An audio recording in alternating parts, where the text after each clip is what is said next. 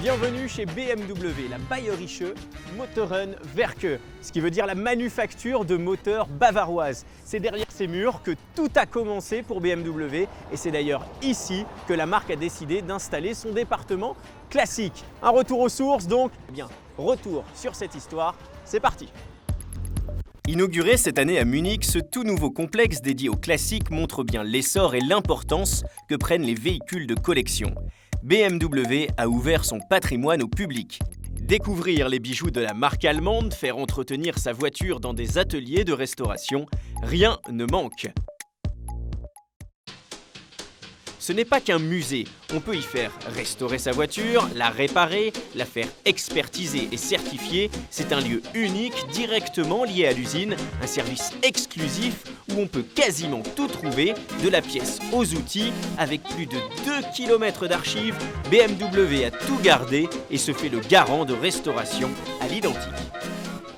On plonge dans les archives pour comprendre la signification de ce logo BMW.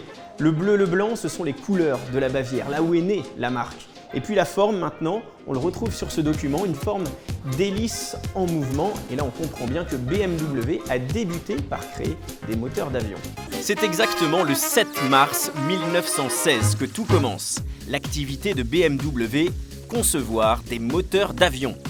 Mais après la Première Guerre mondiale, en 1918, le traité de Versailles interdit la production dans l'aéronautique militaire. BMW est dans un tournant de son histoire et va se diversifier.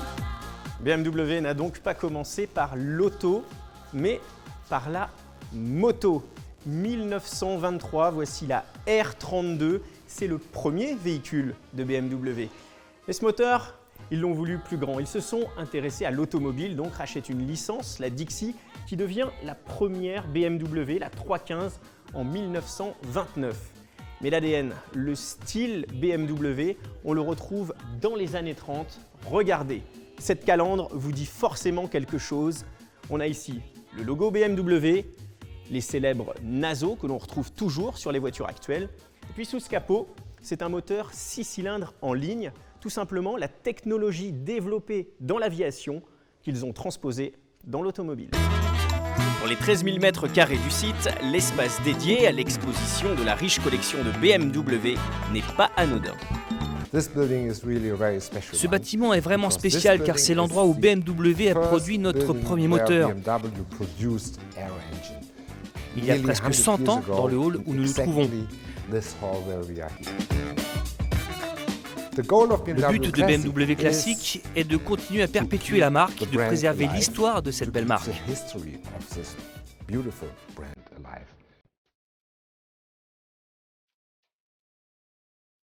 Dans l'après-guerre, BMW surprend, notamment avec cette toute petite voiture. C'est une Isetta, un moteur de moto à l'intérieur, une citadine par excellence. Regardez, pratique, la porte s'ouvrait par l'avant. Elle s'est bien vendue, hein. Dans les années 55, c'est une voiture populaire. 1955, on passe du tout au tout avec le luxe de la 507. Produite à seulement 254 exemplaires, c'est actuellement la BMW la plus recherchée. Elle atteint des prix fous, plus de 2,5 millions d'euros.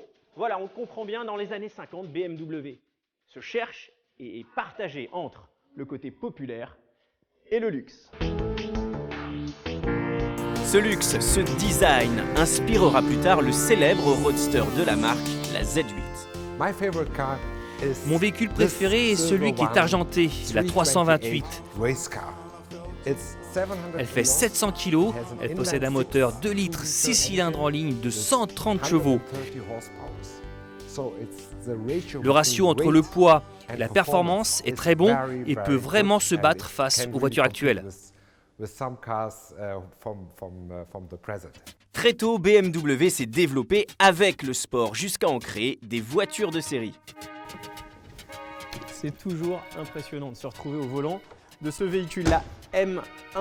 La sportivité, le look, le design incroyable. La M1, c'est le premier véhicule motorsport de BMW.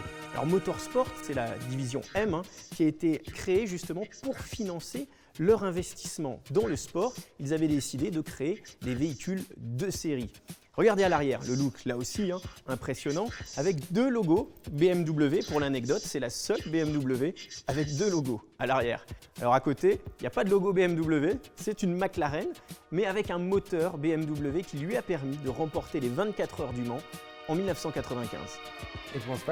C'était important d'avoir du succès. Vous connaissez ce dicton, celui qui gagne le dimanche vend le lundi.